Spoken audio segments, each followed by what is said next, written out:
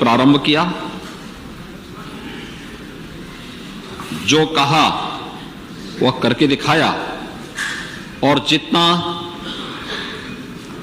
किया उतना ही जनता जनार्दन के सामने कहा भी, तो अपार जन समर्थन उसकी परिणति थी। और इसीलिए आज उत्तर प्रदेश जैसे राज्य में, जो देश की आबादी का सबसे बड़ा राज्य है, 25 करोड़ की आबादी इस राज्य में निवास करती है, एक समय इस प्रदेश के अंदर पहचान का एक संकट खड़ा हुआ था। दंगे होते थे, व्यापक अराजकता थी। उत्तर प्रदेश का नाम सुनकर के लोगों के मन में एक भयावह दृश्य पैदा होता था। लोग ये मानते थे उत्तर प्रदेश का मतलब लोगों के लिए एक ऐसा प्रदेश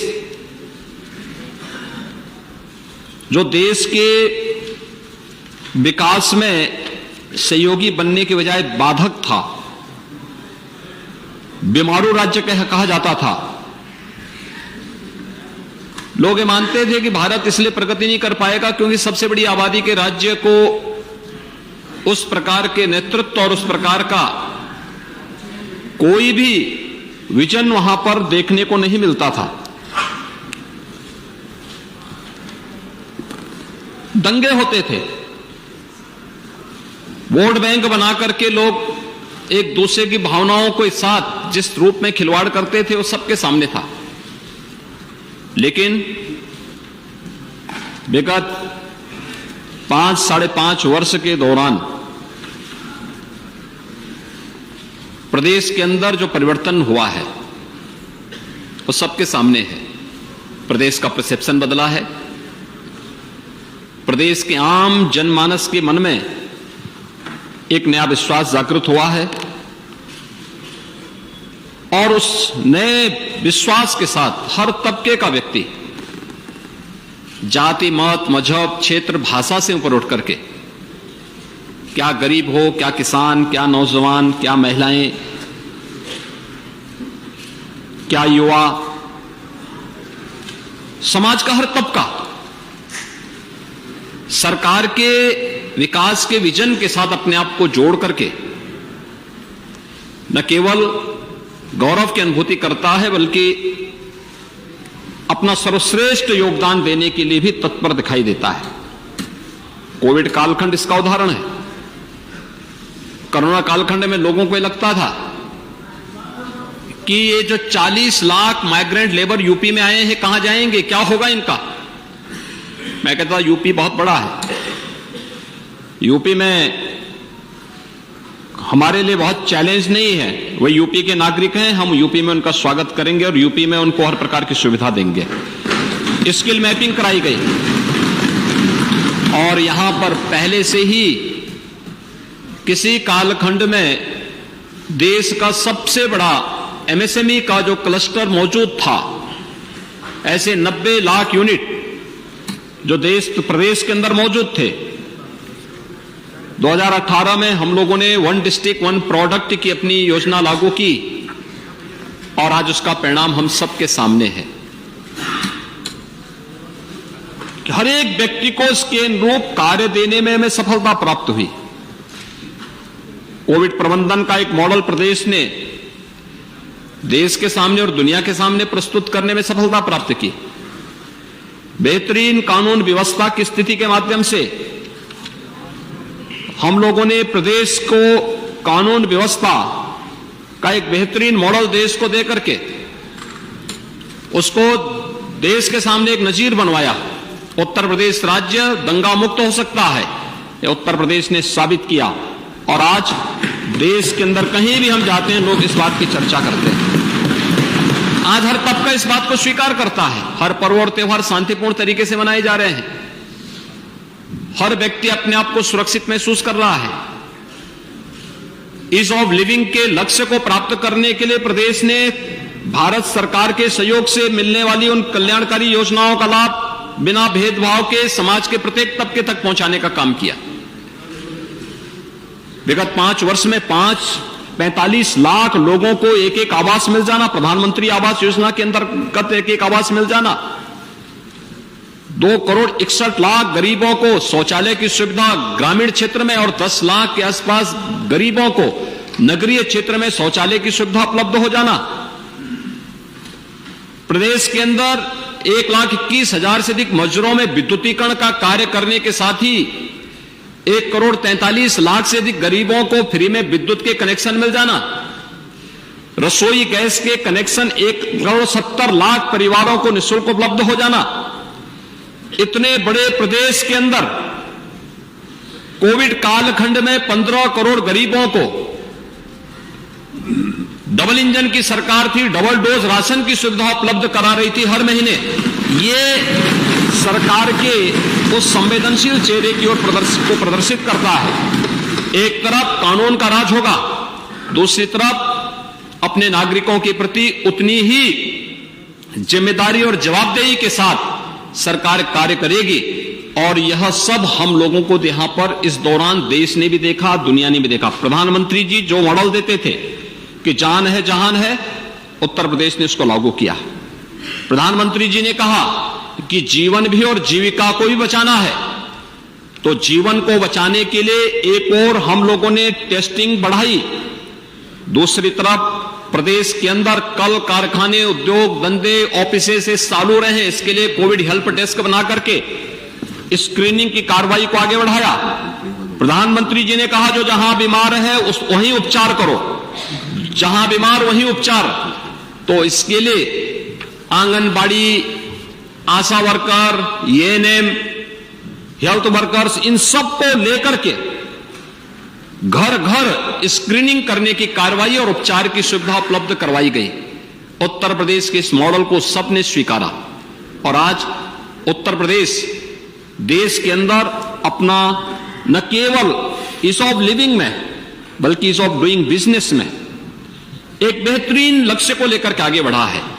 और महोदय, आज जब हम लोग यहां पर नई सरकार के गठन होने के बाद अपने पहले अनुपूरक बजट को लेकर के सदन में इस पे चर्चा हुई, मैं सबसे पहले उन सभी माननीय सदस्यों का जिन्होंने इस पूरी चर्चा में भाग लिया, अपने अमूल्य सुझाव दिए हैं, उन सबको हृदय से धन्यवाद देता हूं। अनुपूरक बजट को लेकर के देखेंगे तो हमारा प्रदेश शासन का 22-23 का ये बजट लगभग 6.5 लाख करोड़ रुपए का पहुंचने जा रहा है। उत्तर प्रदेश जैसे राज्य के लिए अपेक्षा की जाती है जहां पे 25 करोड़ की आबादी निवास करती थी, उस बड़ी आबादी के लिए एक बड़ी सोच के साथ हम कार्य कर सकें। और बड़ी सोच के साथ कार्य करते हुए हम लोगों ने इस दौरान बेहतरीन वित्तीय प्रबंधन का उदाहरण भी प्रस्तुत किया। आज देश के अंदर जिन राज्यों की आबादी उत्तर प्रदेश से 1/6 है, 1/8 है, 1/4 है, वे लोग घाटे का बजट प्रस्तुत करते हैं। उत्तर प्रदेश राजस्व सरप्लस स्टेट है। ये उत्तर प्रदेश की उपलब्धि है। लगातार पिछले 5 वर्षों से राज्य सरकार ने अपनी इस वित्तीय प्रबंधन का लोहा मनवाया है। बजट में एफआरबीएम की सीमा को कोविड-19 के बावजूद भी हम लोगों ने कभी लांघा नहीं, उसको उस सीमा के दायरे में रहकर के बजट भी बनाया। प्रदेश के अंदर न केवल लोक कल्याणकारी योजनाओं को बल्कि इंफ्रास्ट्रक्चर के बड़े बड़े कार्यों को भी लेकर के प्रदेश को एक नई गति देने का कार्य हुआ है। और उसी कार्यक्रम को लेकर के हमें आज जो अनुपूरक बजट प्रस्तुत करना पड़ा है, स्वाभाविक जिज्ञासा थे हमारे मित्रों की कि अभी बजट का पूरा पैसा खर्च नहीं हुआ, फिर अनुपूरक बजट की आवश्यकता क्यों पड़ी। स्वाभाविक रूप से जिज्ञासा है भी, होनी भी चाहिए। और मैं उसके बारे में बताना चाहूंगा कि कुछ चीजें ऐसी थी जिन पर हमें ये कदम उठाने पड़े थे। एक, उत्तर प्रदेश जैसे राज्य को हम आदरणीय प्रधानमंत्री जी के विजन के अनुरूप भारत की अर्थव्यवस्था का ग्रोथ इंजन बना सके, इस दृष्टि से उत्तर प्रदेश के अंदर आज के दिन पर कुछ नए कदम उठाने की आवश्यकता है। उसके लिए राज्य सरकार ने अनेक कदम उठाए हैं जिन पर लगातार कार्य चल रहा है। हमारा प्रयास है कि प्रधानमंत्री जी ने भारत की अर्थव्यवस्था को 2024 तक $5 ट्रिलियन की इकोनॉमी बनाने का एक लक्ष्य देश के सामने रखा है। इस पर भारत सरकार के स्तर पर, युद्ध स्तर पर कार्य चल रहे हैं। अलग अलग स्तर पर इस पर अभियान चल रहे हैं। उत्तर प्रदेश देश की आबादी का सबसे बड़ा राज्य है। उत्तर प्रदेश भी इस दिशा में प्रयास कर सके, और उस प्रयास के क्रम में हम लोगों ने भी प्रधानमंत्री जी के विजन के अनुरूप उत्तर प्रदेश को $1 ट्रिलियन की इकोनॉमी के रूप में बनाने और उत्तर प्रदेश को देश की इकोनॉमी का ग्रोथ इंजन बनाने की दिशा में जो प्रयास प्रारंभ किए हैं, उस प्रयास के क्रम में हमें यह अनुपूरक बजट लेकर के इस माननीय सदन के सम्मुख आना पड़ा है। खासतौर पर प्रदेश सरकार ने इस दौरान फरवरी 10 से 12 2023 में ग्लोबल इन्वेस्टर समिट का आयोजन किया है। ये प्रस्तावित किया है ग्लोबल इन्वेस्टर समिट एक बड़े लक्ष्य को लेकर के, निवेश का एक बेहतरीन गंतव्य उत्तर प्रदेश बने। उत्तर प्रदेश में निवेश की अपार संभावनाओं को हम आगे बढ़ा सकें, और जैसे हुआ भी कोविड कालखंड के दौरान विगत 5 वर्ष के दौरान 4 लाख करोड़ रुपए से अधिक का निवेश उत्तर प्रदेश के अंदर हुआ। आप अनुमान करेंगे उत्तर प्रदेश आज डाटा सेंटर का हब बन रहा है। उत्तर भारत का पहला डाटा सेंटर अभी ग्रेटर नोएडा में लोकार्पण करने का कार्य, ये सौभाग्य मुझे प्राप्त हुआ कि उत्तर प्रदेश के पहले डाटा सेंटर का उद्घाटन का कार्य भी हम लोगों ने ग्रेटर नोएडा में संपन्न किया है। देश की पहली डिस्प्ले यूनिट चीन से उत्तर प्रदेश में लग चुकी है, उसने प्रोडक्शन अपना प्रारंभ कर दिया है।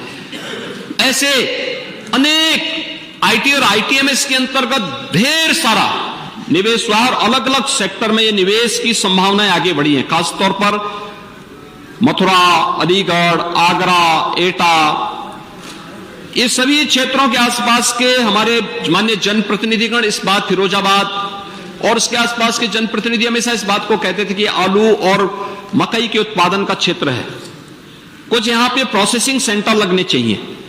पेप्सिको का पहला सेंटर मथुरा के कोसी कला में स्थापित हो चुका, उसने प्रोडक्शन प्रारंभ कर दिया है। लाखों किसानों से आलू खरीदने की जिम्मेदारी और उसके माध्यम से प्रोसेसिंग के माध्यम से विभिन्न प्रोडक्ट बना करके उन्हें भारतीय बाजार में और दुनिया के बाजार में प्रस्तुत करने का कार्य वो कर रहा है। ऐसे ही अलग अलग सेक्टर में डिफेंस कॉरिडोर उत्तर प्रदेश की एक नई ब्रांड बनने जा रही है। उत्तर प्रदेश एमएसएमई का एक पहले से ही बेहतरीन क्लस्टर था, उपेक्षा के कारण मृतप्राय होता जा रहा था। हमने उसको तकनीक के साथ जोड़ा, हमने उससे एक ब्रांड दी, हमने उसको मार्केट दिया। आज परिणाम है वह फिर से आगे बढ़ रहा है। उत्तर प्रदेश एक्सपोर्ट का भी एक हब हो रहा है। ये एमएसएमई आज हमारे लिए एक बहुत बड़ी ताकत बन रही है अर्थव्यवस्था के लिए, और इस दिशा में जो प्रयास आज प्रारंभ हुए हैं उसमें वन डिस्ट्रिक्ट वन प्रोडक्ट के माध्यम से हम इसको आगे बढ़ा रहे हैं। इसने हमारे प्रदेश के एक्सपोर्ट को दुगने से भी किया है। जिस प्रदेश में 15-16 तक एक्सपोर्ट लगभग 50 से 55 हजार करोड़ रुपए था, आज उसी प्रदेश का अगर 21-22 का एक्सपोर्ट देखेंगे तो वह 1,56,000 करोड़ रुपए से अधिक का एक्सपोर्ट उत्तर प्रदेश से हुआ है। उत्तर प्रदेश की कनेक्टिविटी बेहतर हुई है। आज 6 एक्सप्रेसवे वाला देश का पहला राज्य उत्तर प्रदेश बन चुका है। उत्तर प्रदेश देश का सबसे अच्छा रेल नेटवर्क रखता है। Eastern and western dedicated freight corridor Uttar Pradesh से होकर के गुजरती है और इनका जंक्शन भी उत्तर प्रदेश के अंदर दादरी के पास पड़ता है, जो हमारे लिए लॉजिस्टिक हब का एक बेहतरीन केंद्र बनने जा रहा है, जिसमें राज्य सरकार ने निवेश की उन अनंत संभावनाओं को आगे बढ़ाया है, जो उत्तर प्रदेश के लॉजिस्टिक के एक महत्वपूर्ण हब के रूप में प्रस्तुत करेगा। उत्तर प्रदेश ने देश का पहला इनलैंड वाटरवे हल्दिया से वाराणसी के बीच में प्रारंभ कर दिया है और इनलैंड वाटरवे के माध्यम से पूर्वी बंदरगाह से जो राज्य लैंडलॉक्ड राज्य कहा जाता था, यह हमारी सबसे बड़ी कमी मानी जाती थी, उस राज्य को हम लोगों ने वाटरवे के साथ जोड़ करके ट्रांसपोर्टेशन की, एक्सपोर्ट की जो चैलेंज थे हमारे सामने, उस कमी को दूर करने में भी एक बड़ी सफलता प्राप्त की और इसके विस्तार की दिशा में हम भारत सरकार के साथ मिलकर के इसको और विस्तार देना चाहते हैं। इस प्रकार मैं भी पिछले दिनों बलिया गया था। बलिया से मुझे वहां की सब्जी, वहां के अन्नदाता किसानों के द्वारा जो सब्जी उत्पादन की गई, उस सब्जी को वहां से एक्सपोर्ट करने के लिए इनलैंड वाटरवे का उपयोग करते हुए वो सब्जी वहां से दूसरे देशों के लिए भेजी जा रही थी। यानी यह दिखता है कि अन्नदाता किसान उससे कितना लाभान्वित हो रहा है। लखनऊ काम, प्रदेश के अन्य क्षेत्रों के अंदर जो अन्नदाता किसान या हमारे जो बागवान हैं, ये फल उत्पादन का कार्य कर रहे हैं, इन्हें इसका कितना लाभ प्राप्त होने जा रहा है, यह इस एक्सपोर्ट के माध्यम से, लैंड वाटरवे के माध्यम से हम लोग इसको देख सकते हैं। हमारी चीनी मिलें जो चीनी उत्पादन कर रही हैं, कोरोना कालखंड में भी हम लोगों ने अपनी सभी 119 चीनी मिलें चलाई और इन 119 चीनी मिलों को चलाने के साथ ही हम लोगों ने यह भी देखा किया है कि अब उत्तर प्रदेश से चीनी अन्य देशों को एक्सपोर्ट हो रही है। यानी जिस राज्य में माना जाता था चीनी मिलें बंद, आज 17 के पहले चीनी मिलें लगभग बंद होने के कगार पर थी, उससे पहले 10 वर्षों तक चीनी मिलें लगभग ज्यादातर बंदी के कगार की ओर जा रही थी।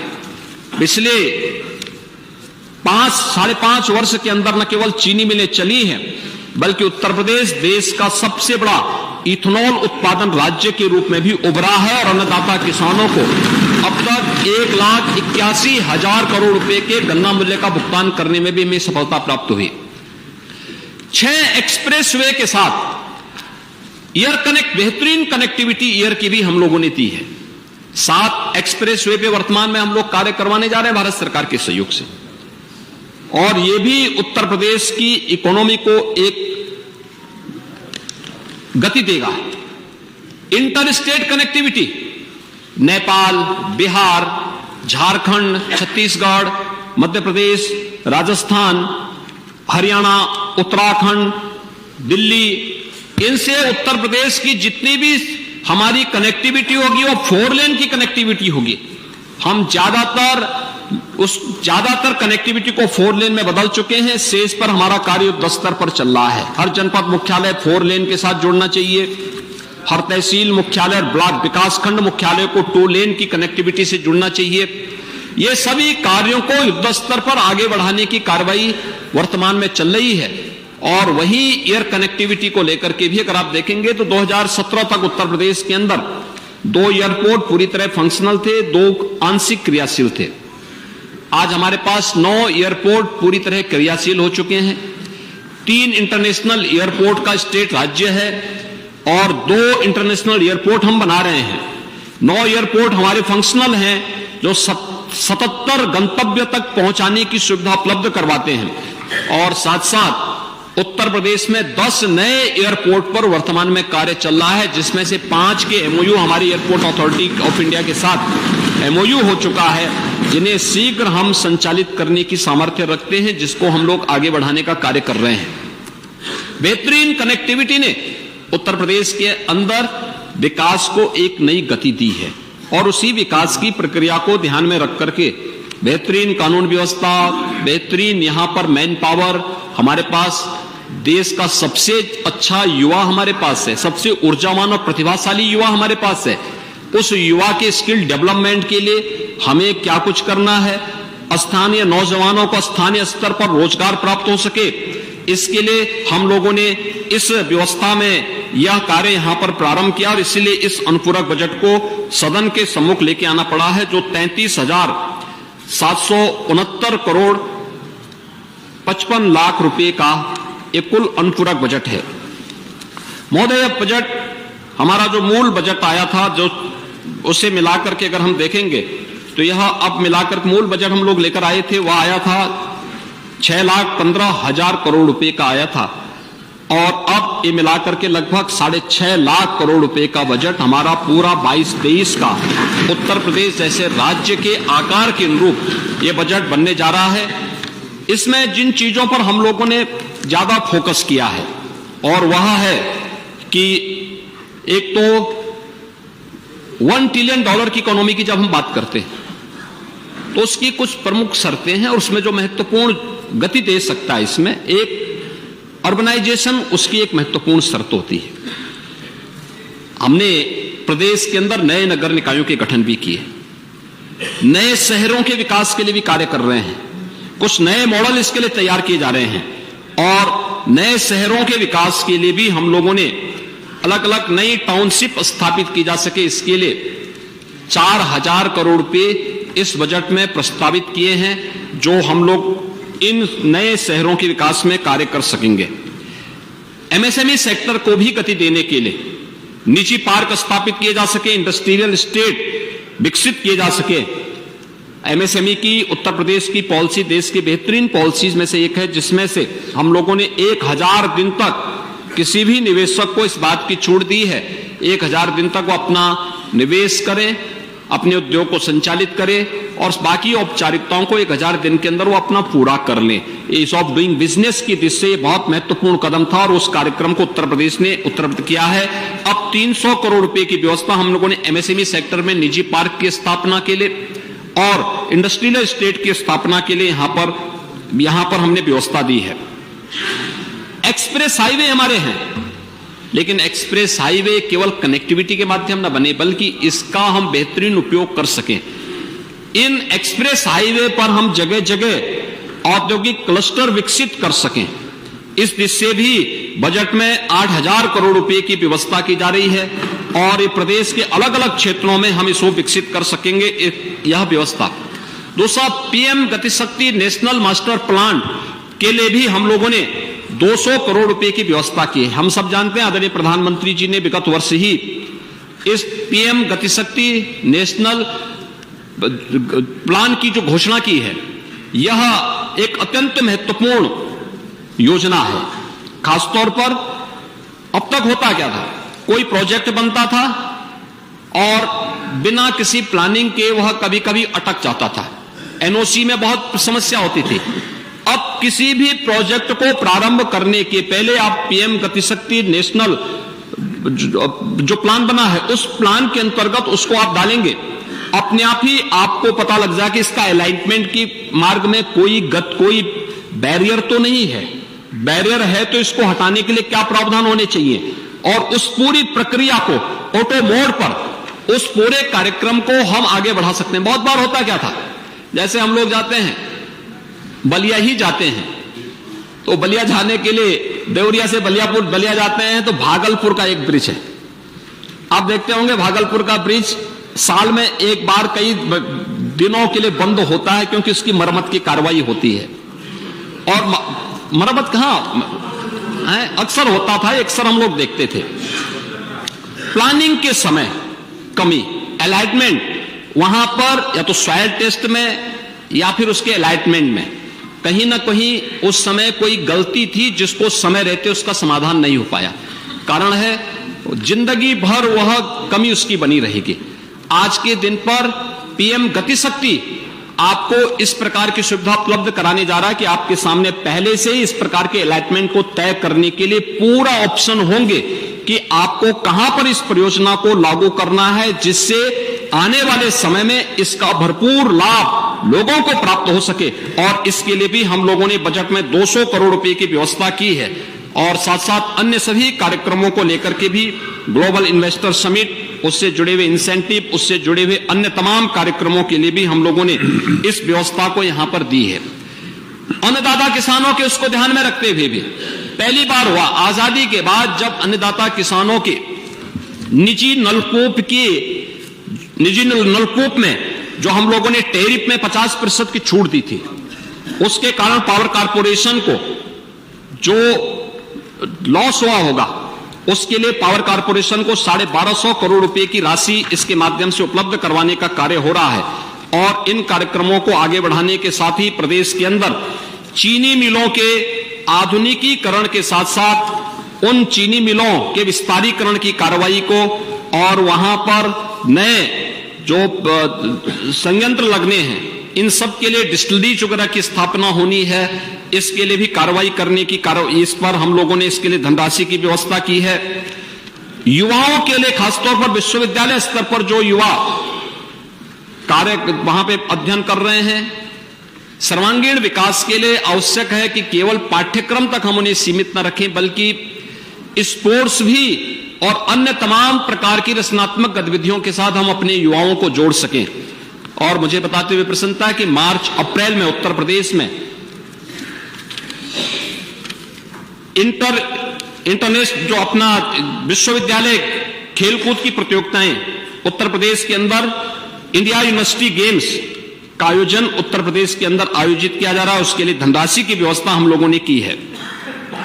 महोदय, हम लोगों ने प्रदेश के अंदर बेहतरीन कानून व्यवस्था को देने में हम सफल तब हुए जब हम लोगों ने पुलिस की भर्ती को पूरी ईमानदारी और पारदर्शी तरीके से संपन्न किया, पुलिस रिफॉर्म किए, पुलिस का आधुनिकीकरण किया, पुलिस विभाग में हम लोगों ने आधुनिकीकरण की दिशा में तमाम प्रयास प्रारंभ किए, ट्रेनिंग की क्षमता बढ़ाई, ट्रेनिंग सेंटर बढ़ाए गए,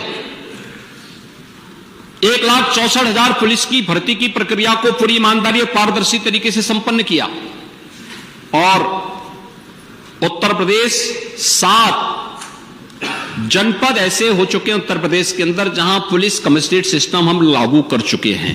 4 में पहले से था, 3 नए पुलिस कमिश्नरेट की घोषणा अभी हाल ही में प्रदेश के अंदर हुई है।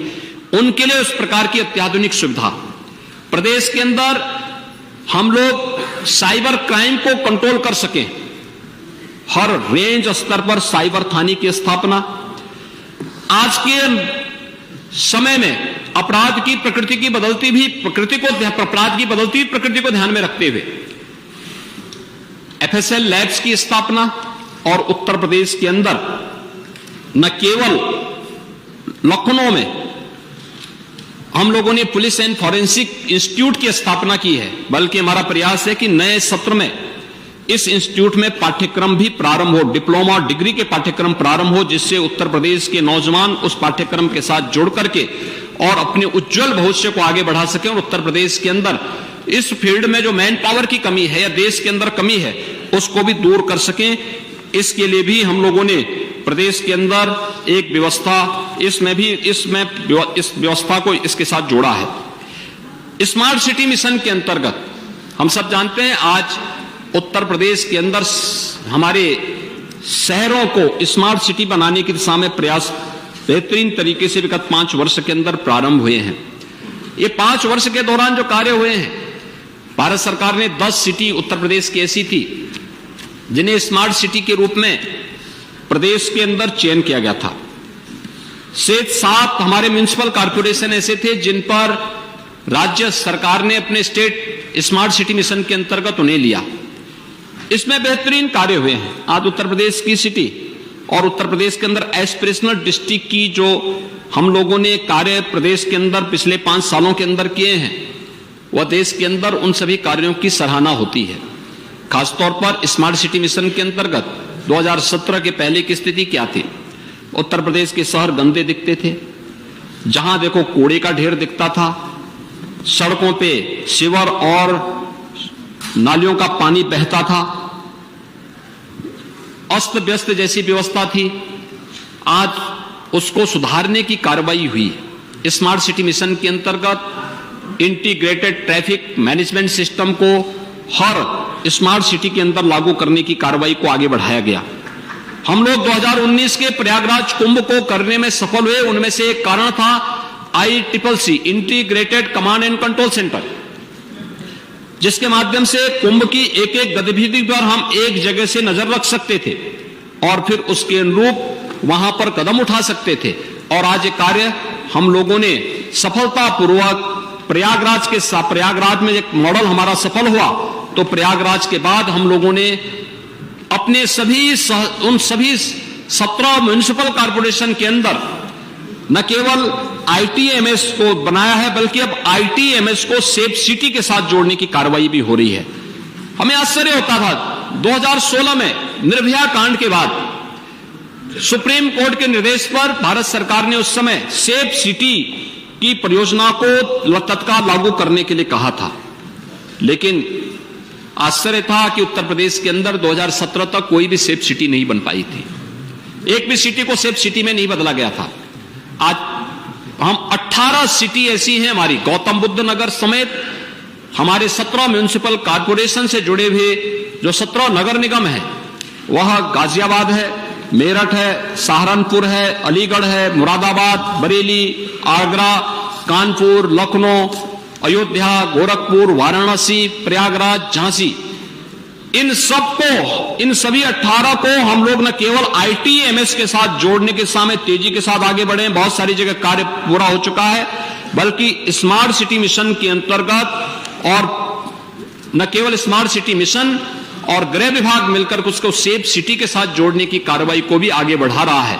हमारे 18 सिटी देश के अंदर उत्तर प्रदेश पहला राज्य होगा जिसके अगले कुछ समय के दौरान 18 सिटी ऐसी होंगी जो सेफ सिटी अपने आप को घोषित कर सकती है।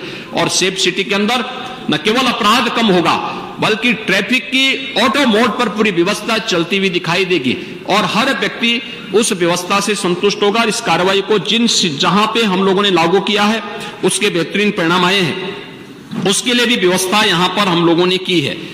और साथ साथ इसमें यह भारत के लिए गौरव की बात है कि आजादी के अमृत महोत्सव वर्ष में भारत उस ब्रिटेन को पछाड़ करके, जिस ब्रिटेन ने भारत में 200 वर्षों तक शासन किया था, उसे पछाड़ करके भारत दुनिया की 5वीं बड़ी अर्थव्यवस्था बना है।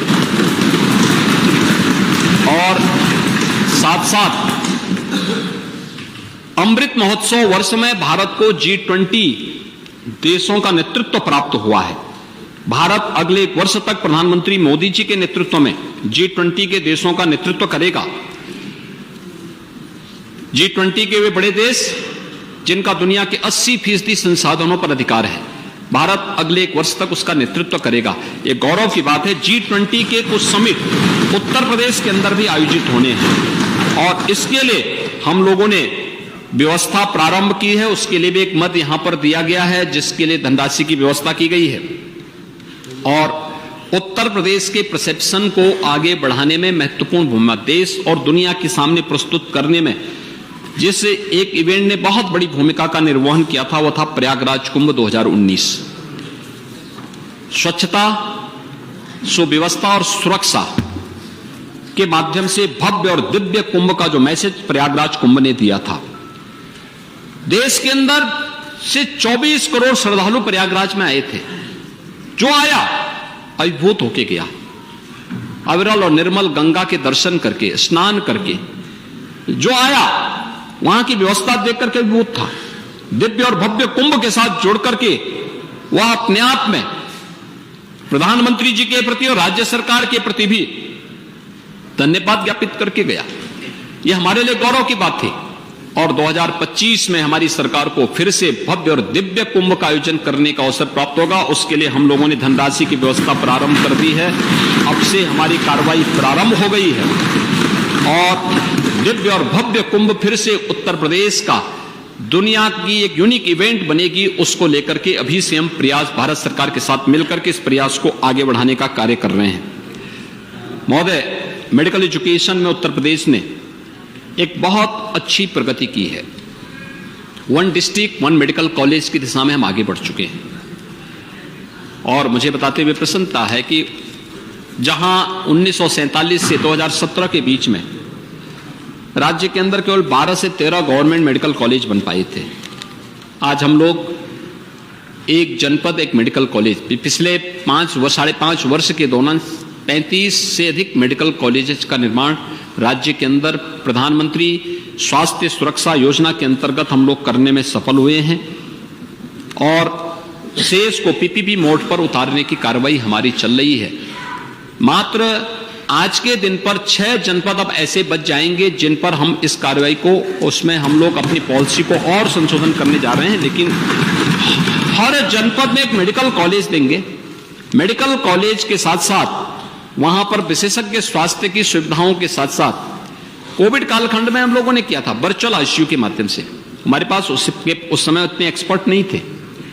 हम लोगों ने उस समय ट्रेनिंग की कार्रवाई मास्टर ट्रेनर लखनऊ में हम लोग SCPGI, KGMU या RML में बनाते थे, फिर इन्हें जनपद में जोड़ते थे, जनपद में ट्रेनिंग देते थे, फिर यहाँ के एक्सपर्ट के साथ हम वर्चुअली उनकी बैठक करवाते थे। ये जितने भी हमने RT-PCR के लैब स्थापित किए, उनके टेक्नीशियंस को, उनके एक्सपर्ट को उसके साथ जोड़ने की कार्रवाई लगातार हमारी होती थी। प्रतिदिन इसके बारे में एक वर्चुअल एक संवाद उनका चलता था। अब हम लोगों ने वर्चुअल आईसीयू उस समय भी हम लोगों ने एक मॉडल के रूप में प्रस्तुत किया था, क्योंकि जब 2017 में हम लोग आए थे और कोविड 2020 में जब आया था, तब प्रदेश के 36 जनपद ऐसे थे जहां पर आईसीयू का एक भी बेड नहीं था, एक भी वेंटिलेटर नहीं था। और आज मुझे बताते हुए प्रसन्नता है, प्रदेश के सभी 75 जनपदों में हमारे पास आईसीयू की सुविधा है, वेंटिलेटर मौजूद है। वहां पर चिकित्सक तैनात किए गए हैं, जहां पे कमी है उसको वहां पे तैनात करने की व्यवस्था की जा रही है, एक्सपर्ट वहां पे तैनात करने की कार्रवाई हो रही है। अब हम उन्हें PGI, KGMU जैसे संस्थानों के साथ जोड़ करके एक वर्चुअल आईसीयू की सुविधा फिर से हम लोग हर जनपद में उपलब्ध करवाने की कार्रवाई करने जा रहे हैं। लेकिन दूर दराज के क्षेत्रों में हम लोगों ने टेली कंसल्टेशन की सुविधा भी वहां पर प्रारंभ करने की कार्रवाई को बहुत तेजी के साथ आगे बढ़ाया है। हर एक PSC को हम उसके साथ जोड़ने की कार्रवाई कर रहे हैं। तो यह हम लोगों ने हेल्थ ATM के लिए भी व्यवस्था की है, साथ साथ प्रदेश के अंदर तमाम अन्य उसके साथ साथ मेडिकल कॉलेजेस के लिए भी हर जनपद में एक मेडिकल कॉलेज खुल सके, इसके लिए भी व्यवस्था इसमें की गई है। प्रदेश के अंदर परिवार कल्याण विभाग से जुड़े हुए मामले हैं, स्वास्थ्य से जुड़े हुए, प्रदेश ने नेशनल हेल्थ मिशन के अंतर्गत या भारत सरकार ने जुड़ी हुई तमाम अन्य चीजों में बहुत अच्छी प्रगति की है। खासतौर पर हम लोग देखते हैं मातृ मृत्यु दर या शिशु मृत्यु दर में आपने देखा होगा उसको काफी हद तक नियंत्रित करने और उसको नेशनल एवरेज के नजदीक पहुंचाने में सफलता प्राप्त हुई है।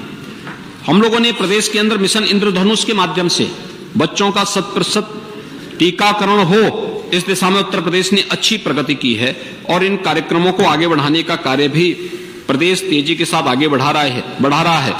ये प्रदेश के अंदर तमाम अन्य जो कार्यक्रम प्रदेश ने इस दौरान किए हैं, इसमें खासतौर पर एक जो महत्वपूर्ण कार्य था उसमें था एस्पिरेशनल डिस्ट्रिक्ट में उत्तर प्रदेश की प्रगति। नीति आयोग ने 2018 में देश के अंदर 112 जनपद ऐसे चिन्हित किए थे जिन्होंने विकास की गति जिनकी पीछे रह गई थी। पूरे देश के अंदर शिक्षा, स्वास्थ्य, कृषि और जल संसाधन, रोजगार और स्किल डेवलपमेंट, ऐसे वित्तीय समावेशन जैसे 6 पैरामीटर तय किए थे, जिसमें ये सभी राज्य, ये सभी जनपद 112 जनपद पूरे देश भर के थे जो पिछड़े रह गए थे। इनमें से 8 जनपद यूपी के थे। यूपी के जो जनपद थे उनमें से सिद्धार्थनगर, बलरामपुर, श्रावस्ती, बहराइच, ये 4 जनपद नेपाल के से सटे हुए जनपद हैं। चंदौली, सोनभद्र, यह बिहार से की सीमा से जुड़े हुए जनपद हैं।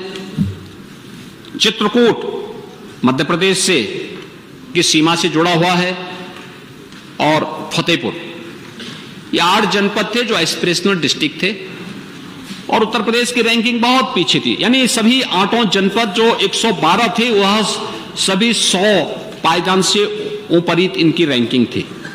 और मुझे बताते हुए प्रसन्नता है कि कोविड-19 के बावजूद पिछले 4-5 वर्षों के अंदर जो कार्य हुआ है, नीति आयोग का मार्गदर्शन हुआ, आदरणीय प्रधानमंत्री जी की समय समय पे गाइडेंस मिलती रही, आज परिणाम है कि देश के जब इनकी रैंकिंग अभी हाल ही में 21-22 की आई थी, तो देश के जो टॉप 10 डिस्ट्रिक्ट थे जिन्होंने बेहतरीन प्रगति की है, उन टॉप 10 में से 5 यूपी के थे।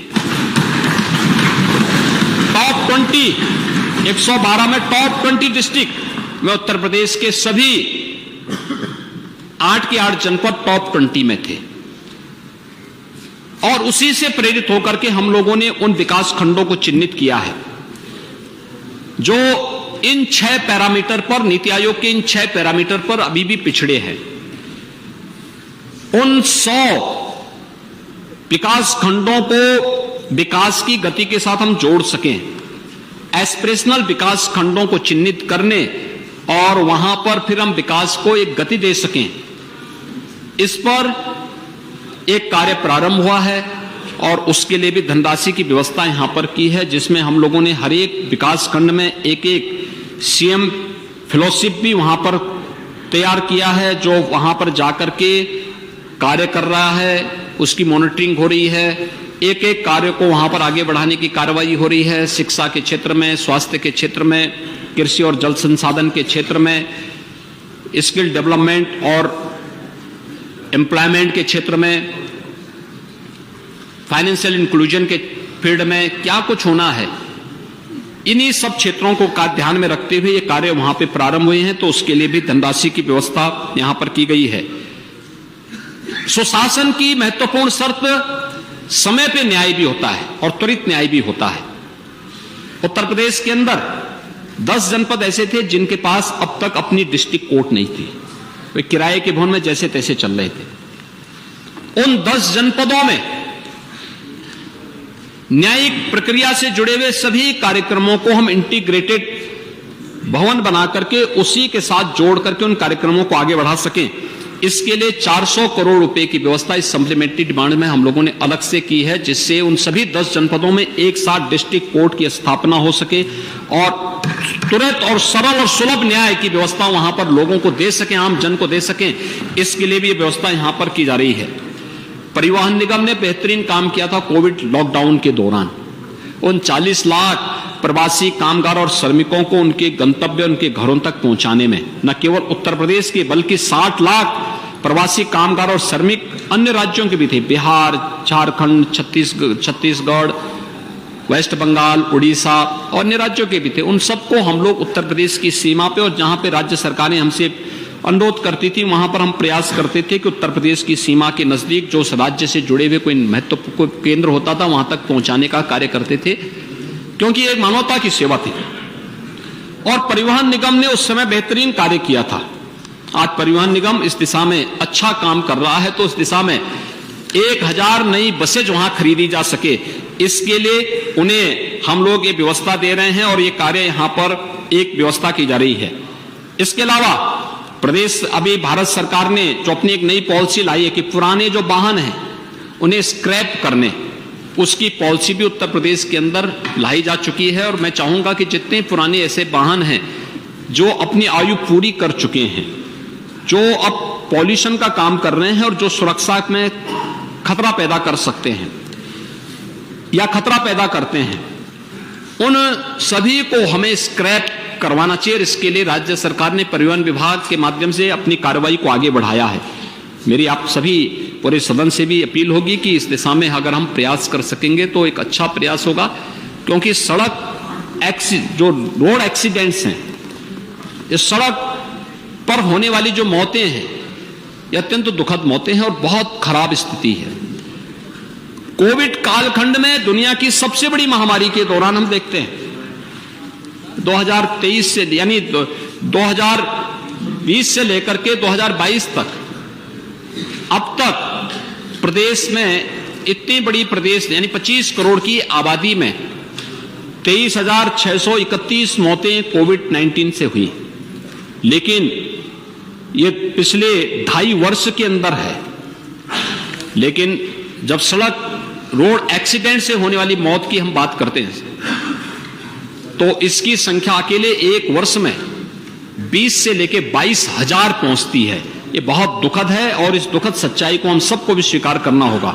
इसका कारण है पुराने वाहन, रोड इंजीनियरिंग, इसका कारण है ओवर स्पीडिंग, इसका कारण है और भी जो कुछ लापरवाही, सीट बेल्ट लगा पहन करके न चलना, हेलमेट लगा के न चलना, ये बहुत सारे कारण हैं जिनको थोड़ी भी जागरूकता पैदा करने में हम सब भी अपनी भूमिका का और अपने सामाजिक दायित्व का निर्वहन कर सकते हैं। परिवहन निगम को 1000 नई बसें उपलब्ध करवाने की कार्रवाई तात्कालिक रूप से की जा रही है। इसको अभी कुंभ के लिए अलग से भी हम वाहन की व्यवस्था उनको उपलब्ध करवाने जा रहे हैं। प्रदेश के अंदर एक प्रदूषण मुक्त व्यवस्था हम दे सकें, शहरीकरण की व्यवस्था, स्मार्ट सिटी में केवल ITMS और स्मार्ट रोड ही नहीं बल्कि स्मार्ट पब्लिक ट्रांसपोर्ट की सुविधा भी हो।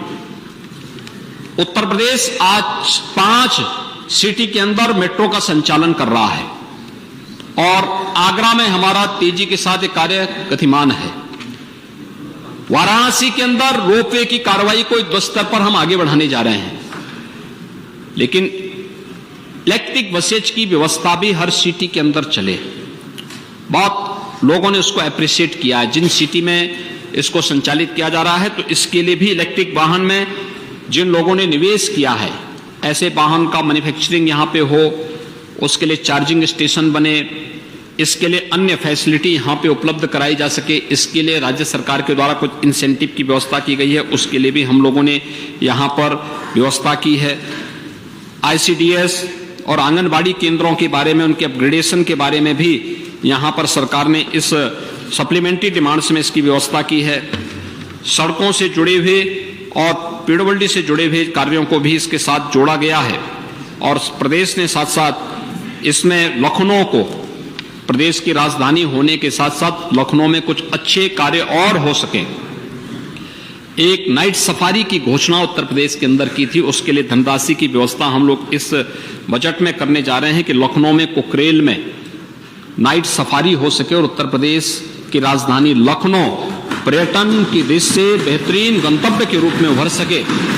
इसके लिए नाइट सफारी के साथ साथ यहाँ पर अन्य सुविधाओं को भी हम आगे बढ़ा सकेंगे। इस पर तेजी के साथ कार्य हो रहा है। उत्तर प्रदेश का नौजवान हमारे इंस्टीट्यूशन इंडस्ट्री के साथ जुड़ सके, इसके लिए उस प्रकार की स्किल डेवलपमेंट के सेंटर खोलना। टाटा टेक्नोलॉजीज के साथ हम लोगों ने MOU किया है। इस पर भी हम लोग लगभग एक बड़ी धनराशि खर्च करने जा रहे हैं, जिसमें उत्तर प्रदेश के अंदर हम लोग इस कार्य को आगे बढ़ा सकें। 273 करोड़ रुपए की व्यवस्था इस मद में उपलब्ध कराई जा रही है, जिससे स्किल डेवलपमेंट के बेहतरीन सेंटर हमारे ITI बन सकें। आज के दौर के ट्रेड उस पर हम दे सकें, लोगों को इसके साथ जोड़ सकें, विकास की इस प्रक्रिया के साथ हम आगे बढ़ सकें। इस प्रक्रिया के साथ जोड़ने की कार्रवाई हो रही है।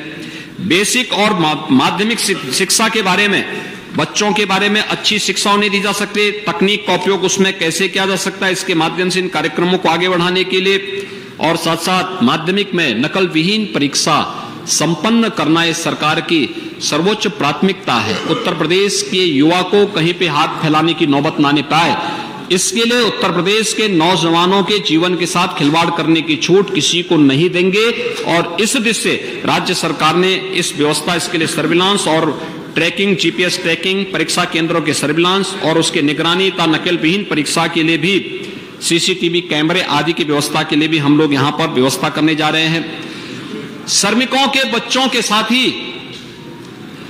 कोविड कालखंड के दौरान जो बच्चे निराश्रित हुए थे, उन बच्चों के लिए हर कमिश्नरी में हम एक अटल आवासीय विद्यालय की स्थापना करने जा रहे हैं। और हमारा प्रयास है कि मार्च अप्रैल में सभी 18 हमारे मार्च से जून के बीच में सभी 18 विद्यालय संचालित हों। ये सभी आवासीय विद्यालय हैं। इन सभी आवासीय विद्यालयों को अत्याधुनिक सुविधा से युक्त करने के साथ ही वहां पे उनकी लॉजिंग, उनकी फूडिंग और अत्याधुनिक शिक्षा के साथ साथ स्पोर्ट्स, स्किल डेवलपमेंट और हर प्रकार की गतिविधियों के साथ उन्हें जोड़ने की कार्रवाई के साथ हम करने जा रहे हैं।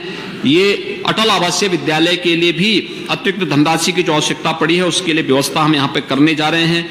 दिव्यांगजन सशक्तिकरण और पिछड़ा वर्ग कल्याण से जुड़ी हुई कुछ योजनाओं के लिए भी इसमें व्यवस्था की जा रही है। जो अपने दिव्यांगजन हैं, खासतौर पर दृष्टिबाधित हैं, मूक बधिर हैं, शारीरिक रूप से दिव्यांगजन हैं, इनके लिए भी सरकार ने पहले ही इनकी पेंशन की राशि 2017 में आए थे 300 रुपए इनको मासिक पेंशन मिलती थी। अब हम लोगों ने इनकी पेंशन की राशि को 12,000 रुपए सालाना किया है, यानी 1,000 रुपए हर महीने इन दिव्यांगजनों को इस सुविधा प्राप्त होगी। कुष्ठ रोगियों को प्रतिमाह मिलने वाली पेंशन की राशि में भी बढ़ोतरी की गई है और यह कार्य यहां पर किया जा रहा है। साथ साथ महोदय, इस सप्लीमेंट्री डिमांड्स में जो अन्य प्रावधान किए गए हैं, खासतौर पर मां विंध्यवासिनी का धाम, वहां पर एक बेहतरीन कॉरिडोर को, काशी विश्वनाथ कॉरिडोर की स्थापना हुई। तो काशी विश्वनाथ धाम में आपने देखा होगा, पहले वर्ष में, पूरे वर्ष भर में लगभग 1 करोड़ श्रद्धालु वहां आ पाते थे, और काशी विश्वनाथ धाम बनने के बाद इस वर्ष सावन के महीने में, 1 महीने में ही 1 करोड़ से अधिक श्रद्धालु काशी में आया था। जब कोई पर्यटक या टूरिस्ट आता है कहीं भी, किसी भी ऐसे महत्वपूर्ण स्थल पर, तो अपने साथ ढेर सारे रोजगार का सृजन करता है। गाइड के लिए कार्य मिलता है, टैक्सी ड्राइवर के लिए कार्य मिलता है, होटल और रेस्टोरेंट में कार्य मिलता है, आसपास के मार्केट में भी एक बूम आती है, हर एक व्यक्ति जुड़ता है, एक इकोसिस्टम बनता है अपने आप में। और वह वहां पर काशी में देखने को मिला है। हमारे पास इस प्रकार के स्पिरिचुअल टूरिज्म के लिए उत्तर प्रदेश देश के अंदर सबसे रिच है, सबसे धनी है। हम इसका बेहतरीन उपयोग कर सकते हैं। प्रयागराज कुंभ है, अयोध्या है, अयोध्या में भगवान राम के भव्य मंदिर निर्माण के बाद जो स्थिति आने वाली है, काशी में काशी विश्वनाथ धाम का है, मथुरा वृंदावन के विकास की दिशा में जो प्रयास प्रारंभ हुए हैं। अभी मैं अयोध्या गया था, 30,000 करोड़ रुपए के प्रोजेक्ट डबल इंजन की सरकार अकेले अयोध्या के अंदर वर्तमान के वहां के इंफ्रास्ट्रक्चर पर खर्च करने जा रही है। लगभग 25 से 30,000 करोड़ रुपए का इंफ्रास्ट्रक्चर मथुरा, वृंदावन, बरसाना और उसके आसपास के क्षेत्र के विकास के लिए डबल इंजन की सरकार खर्च कर रही है। ऐसे ही काशी के लिए, प्रयागराज के लिए, अन्य सभी जगहों के लिए कार्य हम लोग तेजी के साथ आगे बढ़ाने जा रहे हैं। और काशी और प्रयागराज के बीच में मां विंध्यवासिनी का धाम एक पवित्र शक्तिपीठ के रूप में है। और वहां पे मां विंध्यवासिनी धाम में जो त्रिकोण है, जो त्रिकोणीय क्षेत्र है, जिसमें मां विंध्यवासिनी मंदिर है, मां अष्टभुजा मंदिर है, मां काली खो मंदिर, इसके परिक्रमा पथ और वहां पर अन्य जन सुविधाओं के विकास के लिए भी धनराशि की व्यवस्था के साथ ही वहां के व्यवस्थित विकास को आगे बढ़ाया जा सके। और महोदय, लखनऊ से सटे हुए नैमिषारण्य, भारत का पूरा वैदिक ज्ञान की धरोहर को जहां पर हमारे ऋषि मुनियों ने लिखा था, उसको एक लिपिबद्ध किया था, वो नैमिषारण्य है।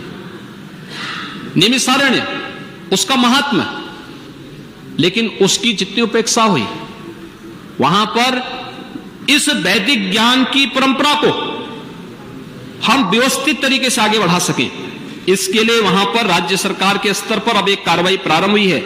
एक वेद विज्ञान केंद्र की स्थापना कर सकें और इस पर हम व्यापक शोध को आगे बढ़ा सकें। और उसके लिए पर्यटन विकास की भी एक बड़ी योजना को हम राज्य सरकार के स्तर पर भी और भारत सरकार का स्वदेश दर्शन योजना के अंतर्गत भी नैमिषारण्य के व्यवस्थित विकास के कार्यक्रम को आगे बढ़ाने की कार्रवाई को हम आगे, यानी उसको आगे बढ़ा चुके हैं। और बहुत शीघ्र लखनऊ से नैमिषारण्य के बीच में हम लोग हेलीकॉप्टर की सुविधा भी देने जा रहे हैं कि कोई भी व्यक्ति आसानी से वहां जा सके। हेलीपैड की व्यवस्था, हेलीपोर्ट की व्यवस्था, ये सभी कार्रवाई को वहां पर आगे बढ़ाने की कार्रवाई नैमिषारण्य की दृष्टि से भी हम लोग करने जा रहे हैं।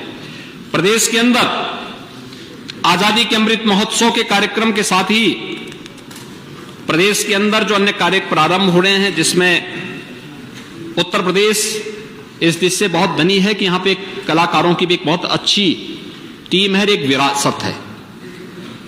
इसमें वाराणसी, लखनऊ, कैराना, ये बहुत सारे ऐसे घराने थे जिन लोगों ने कला के क्षेत्र में उत्तर प्रदेश को एक पहचान दिलाई। अलग अलग जगह इस प्रकार की व्यवस्थाएं थी, लेकिन हर एक जगह एक विधा को लेकर के लोग चले थे।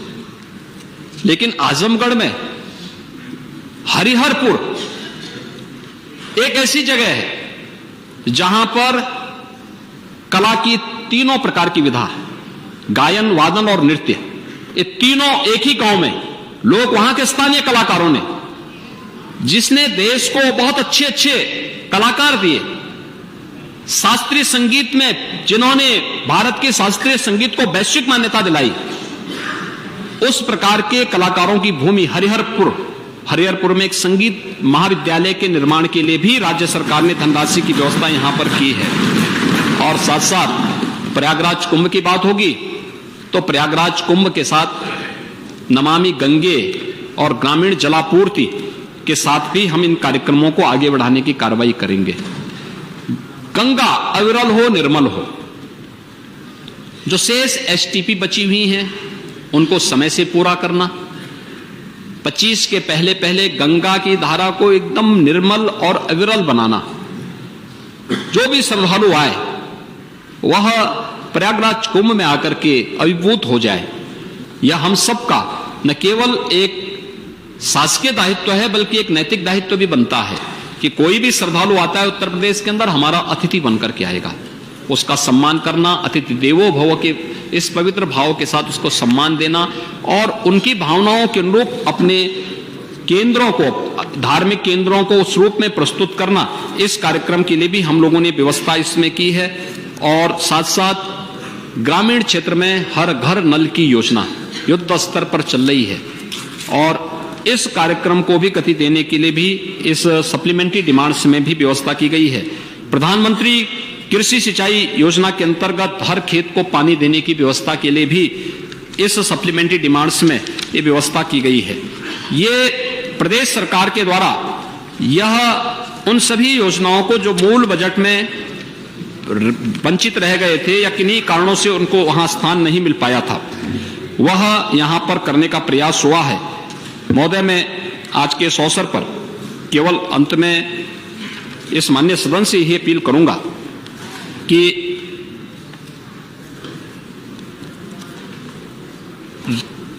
भारतीय जनता पार्टी की केंद्र और राज्य सरकारें अपने विकास, लोक कल्याण के विजन को पूरी ईमानदारी और प्रतिबद्धता के साथ आगे बढ़ा रही है। बिना भेदभाव के सबका साथ, सबके विकास, सबके विश्वास और सबके प्रयास से इन योजनाओं को आगे बढ़ाने पे विश्वास भी रखती है, समाज के हर तबके को जोड़ने की। और इसलिए योजनाओं में कोई भेदभाव नहीं, विकास सबका, योजनाओं का लाभ भी सबको और पूरी ईमानदारी के साथ। कोई व्यक्ति ये नहीं कह सकता कि मेरी जाति, मेरा मत, मेरा मजहब देख करके शासन की योजनाओं का लाभ दिया गया हो। किसी भी फील्ड में हम जाकर के देखेंगे तो उन कार्यक्रमों को वहां उसको उसी रूप में आगे बढ़ाने का कार्य हुआ है।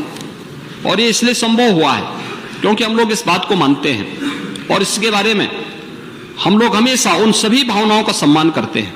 लेकिन जो लोग आज भी शासन की मंशा और शासन की कार्य पद्धति पर टिप्पणी करते हैं, मुझे उनसे केवल एक उस पाश्चात्य दार्शनिक इन पंक्तियों से उनका मैं ध्यान आकर्षित करना चाहूंगा जिसमें उन्होंने कहा था कि यानी इन सबको समझने के लिए हमें प्रयास करना पड़ेगा। और उसके लिए उन्होंने बहुत अच्छी टिप्पणी की थी कि शक्ति देना तो आसान है पर बुद्धि देना कठिन कार्य है।